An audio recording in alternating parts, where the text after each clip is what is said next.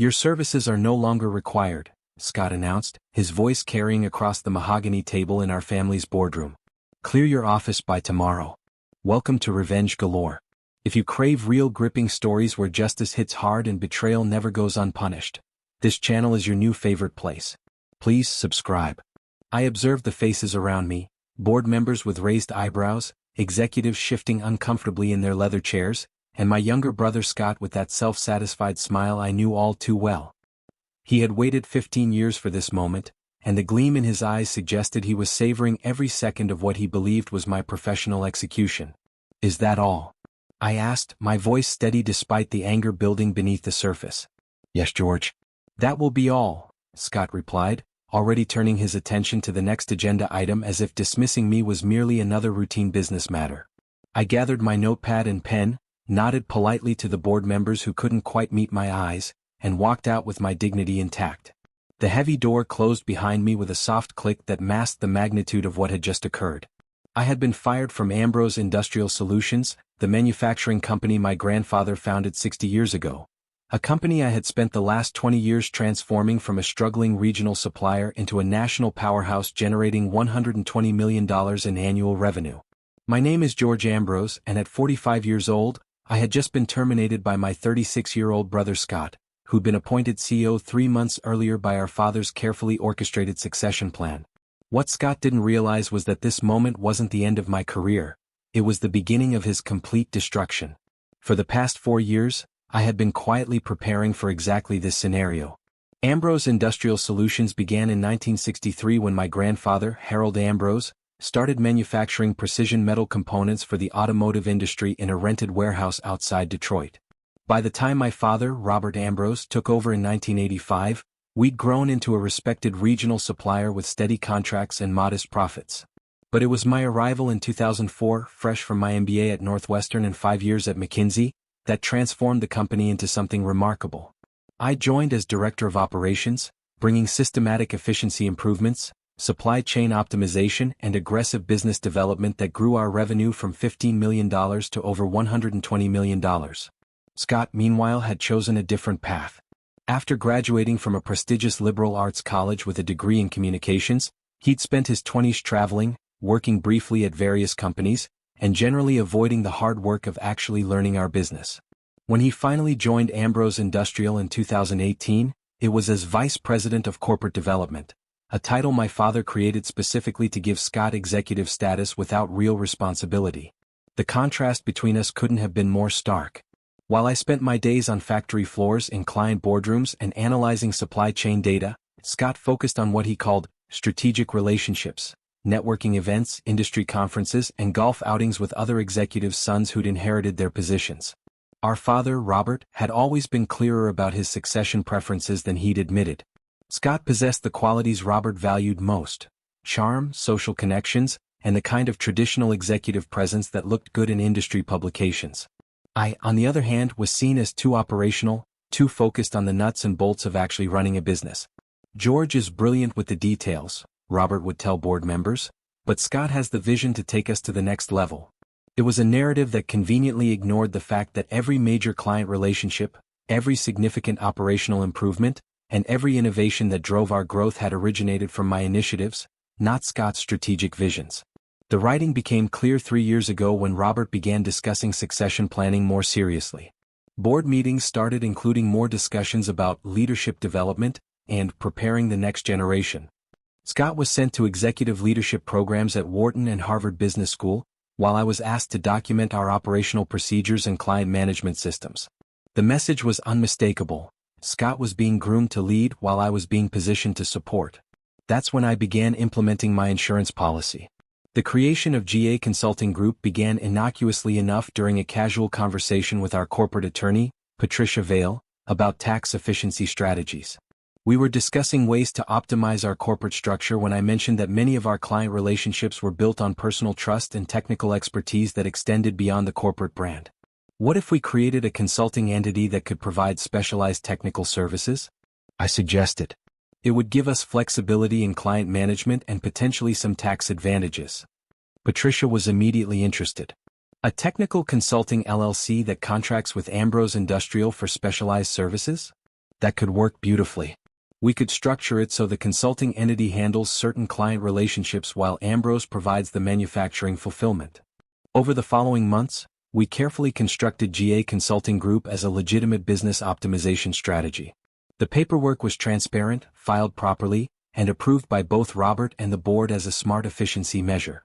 What they didn't fully understand were the implications of the contract structures I was implementing.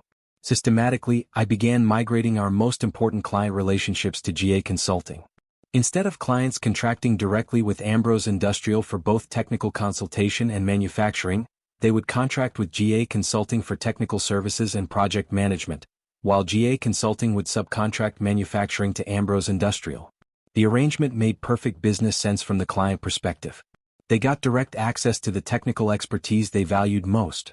My knowledge of their specific requirements, supply chain solutions and engineering support, while still receiving the manufacturing quality they expected. From Ambrose Industrial's perspective, it looked like a successful business development strategy that was bringing in new contracts and improving client satisfaction. The revenue still flowed to the company just through a different contractual structure. What Robert and Scott never bothered to examine were the specific terms of those contracts, particularly the clauses that specified George Ambrose personally as the required technical lead for all project work, and the termination provisions that gave clients the right to follow GA Consulting if the relationship with Ambrose Industrial was ever severed.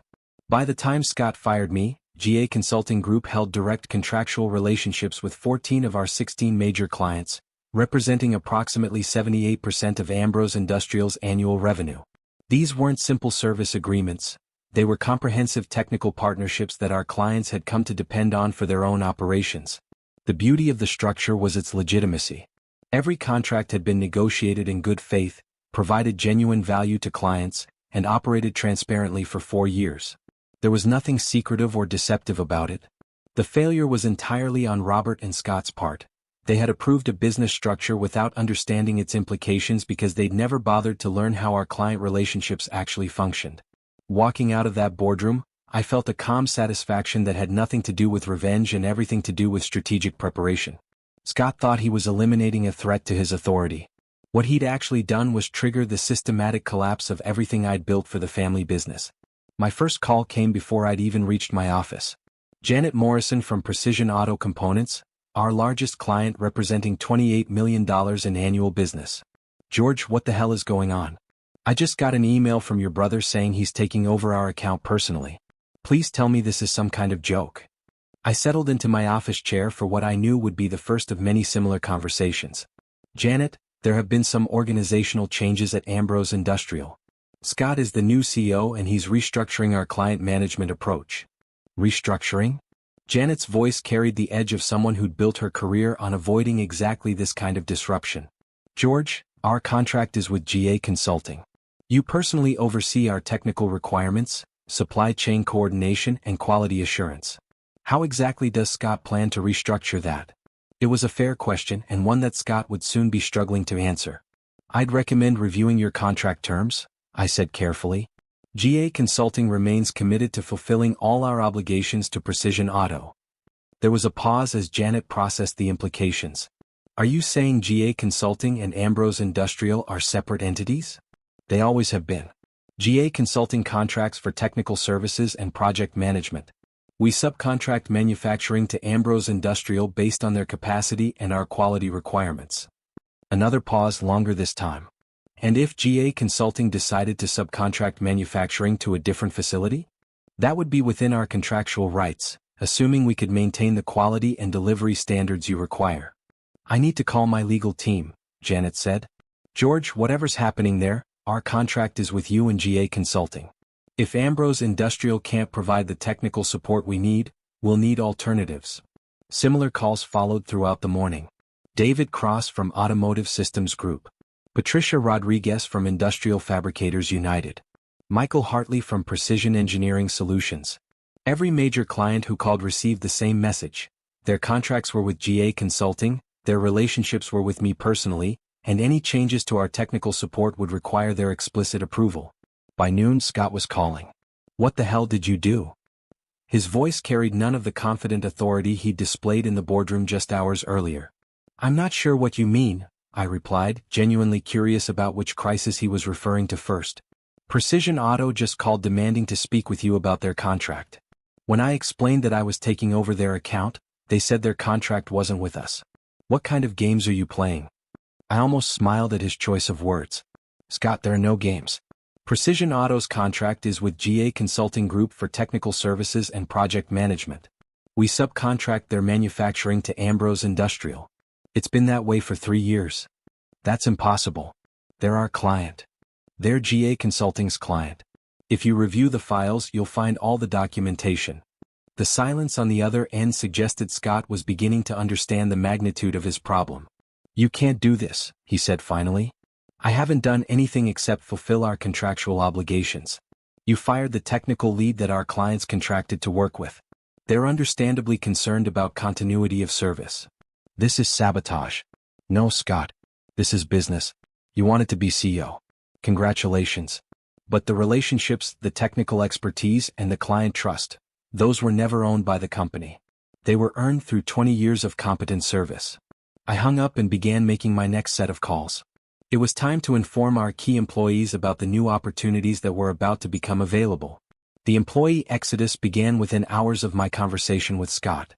I hadn't recruited anyone or made promises about alternative employment. I'd simply informed our most capable team members that GA Consulting Group would be expanding operations and might have opportunities for experienced professionals who were interested in working directly with our major clients. The response was immediate and overwhelming. Patricia Nguyen, our head of quality assurance and someone I'd personally trained for 8 years, was the first to request a meeting. We spoke in the parking lot outside Ambrose Industrial, where she could be frank without concern about corporate monitoring. George, I've been thinking about this situation all morning, she said. Precision Auto specifically requires my quality certification for their processes. Automotive Systems Group has been working with me directly for 5 years on their compliance protocols. If you're moving to GA Consulting full-time, I want to come with you. She wasn't the only one. By the end of the day, I'd received similar requests from Michael Torres, our senior project manager, Jennifer Walsh, our supply chain coordinator, and David Kim, our senior technical engineer. All 4 represented critical operational knowledge that our clients depended on and that Scott had no ability to replace. The offers I made were straightforward and generous. 20% salary increases, equity participation in GA Consulting's growth, and the opportunity to work directly with clients who valued their expertise. More importantly, I offered them the chance to build something based on merit rather than family politics. What about Ambrose Industrial? Patricia asked. Won't this hurt the company? It was a question I'd been expecting and one that deserved an honest answer. Ambrose Industrial will need to adapt to new operational realities, I said. Scott wanted to be CEO. Part of being CEO is building the team and client relationships necessary to run a successful business. If he can do that, the company will be fine. What I didn't say but we all understood was that Scott lacked both the technical knowledge and the interpersonal skills necessary to maintain the relationships that drove our business. His appointment as CEO had been based on family politics, not operational competence, and the market was about to demonstrate the difference. 2 weeks after my termination, GA Consulting Group officially launched as an independent technical consulting and project management company. We'd secured office space in a modern building 15 minutes from Ambrose Industrial's facility, hired our core team, and begun establishing the operational infrastructure necessary to serve our clients without subcontracting manufacturing to my former family business. The transition was remarkably smooth. Our clients were thrilled to be working directly with the team they'd always depended on, without the administrative overhead of corporate bureaucracy. Our employees were energized by the opportunity to build something new and to be recognized for their individual contributions rather than their ability to navigate family politics. Most satisfying of all, we were achieving operational efficiencies that had never been possible within Ambrose Industrial's traditional corporate structure. Without the burden of supporting non-productive family members or maintaining outdated systems, GA Consulting could offer our clients better service at competitive prices. The phone call I'd been waiting for came on a Friday afternoon 3 weeks after our launch.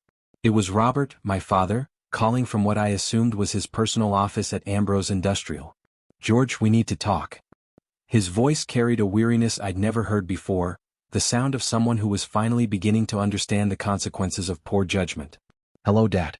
How are things? You know how things are. We've lost 6 major clients in 3 weeks. Scott is in over his head. The board is asking questions I don't have good answers for. I waited, giving him space to say what he'd called to say. I made a mistake, he continued. I let family dynamics cloud my business judgment. Scott isn't ready to be CEO, and I should have recognized that before creating this situation. It was an admission I'd waited 20 years to hear, but it came with complications I wasn't sure I was ready to navigate. What are you asking me, Dad? I'm asking if you'd consider coming back. Not as an employee but as CEO. Full authority, equity participation, and the board's support to run the company the way it should be run. The offer was everything I'd once wanted from Ambrose Industrial, and it came at exactly the moment when I no longer needed it. GA Consulting was growing faster than I'd projected. Our clients were more satisfied than they'd ever been, and I was building something that belonged to me rather than something that would always be subject to family politics. I appreciate the offer, I said finally, but I'm committed to GA Consulting now. Our clients depend on us, our employees have taken risks to join us, and we're building something sustainable. Robert was quiet for a long moment. What about Ambrose Industrial? It's your grandfather's legacy. Dad, grandfather's legacy was building a business that served clients and supported families. GA Consulting is doing exactly that, just under a different name. If Ambrose Industrial can't survive without me, that says more about the business decisions you and Scott made than it does about family loyalty. After hanging up, I reflected on how dramatically the situation had changed in just a few weeks. Scott's attempt to eliminate me from the family business had inadvertently liberated me from the constraints of family politics and given me the opportunity to build something based purely on competence and client value. 6 months later, GA Consulting Group had grown to 35 employees and was generating $85 million in annual revenue. We'd expanded beyond our original client base, winning new contracts based on our reputation for technical excellence and project management. More importantly, we'd created a company culture based on merit, collaboration, and client service rather than family hierarchy and political positioning. The industry recognition came faster than I'd expected. Trade publications began featuring articles about GA Consulting's innovative approach to technical project management. Industry conferences invited me to speak about operational efficiency and client relationship management. The Business Journal named me Entrepreneur of the Year for our rapid growth and client satisfaction metrics. Meanwhile, Ambrose Industrial was struggling to maintain basic operations. Without the technical expertise and client relationships that had driven their growth, they'd been forced to accept lower-margin contracts and compromise on quality standards. Scott had hired external consultants to try to replace the institutional knowledge he'd lost, but consultant reports couldn't substitute for the relationships and trust that had been built over decades. The final irony came during a chance encounter at an industry conference 8 months after my termination. I was presenting a case study about supply chain optimization when I noticed Scott in the audience, taking notes and looking considerably less confident than he had in that boardroom meeting. After my presentation, he approached me during the networking break. "Congratulations on your success," he said, his tone carrying none of the smugness I remembered. "GA Consulting has become quite impressive." "Thank you. How are things at Ambrose Industrial?" Scott looked around to ensure our conversation wouldn't be overheard. "We're surviving. Dad's been talking about selling the company to a larger manufacturer. The board thinks it might be the best option for preserving whatever value is left." I felt a complex mix of emotions, satisfaction at seeing the natural consequences of poor business decisions, but also sadness at the decline of something our grandfather had built. "I'm sorry to hear that," I said and meant it. "George, can I ask you something? When you created GA Consulting, were you planning this whole scenario?" It was a fair question and one that deserved an honest answer. I was planning for the possibility that family politics might eventually conflict with business competence. I never wanted to destroy Ambrose Industrial, but I wasn't going to let family dynamics destroy my career either. Scott nodded slowly. "I underestimated you. I thought firing you would eliminate the competition and give me clear authority. I didn't understand that the competition was never between us. It was between competence and incompetence." 18 months after Scott fired me from Ambrose Industrial, I received a call that brought our story full circle. Patricia Vale, the attorney who'd helped me structure GA Consulting, was calling with news that the family business was officially for sale. "The buyers are interested in the manufacturing facilities and the remaining client contracts," she explained. "They're offering $12 million for the assets, which would give your father enough to retire comfortably and pay off the company's debts." It was a fraction of what Ambrose Industrial had been worth before Scott's leadership, but still a reasonable outcome given the circumstances. There's something else, Patricia continued. The buyers have reached out about potentially partnering with GA Consulting for technical services.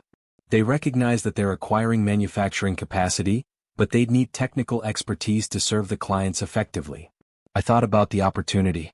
GA Consulting could provide technical services to help the new owners serve Ambrose Industrial's remaining clients, completing the circle of our business evolution.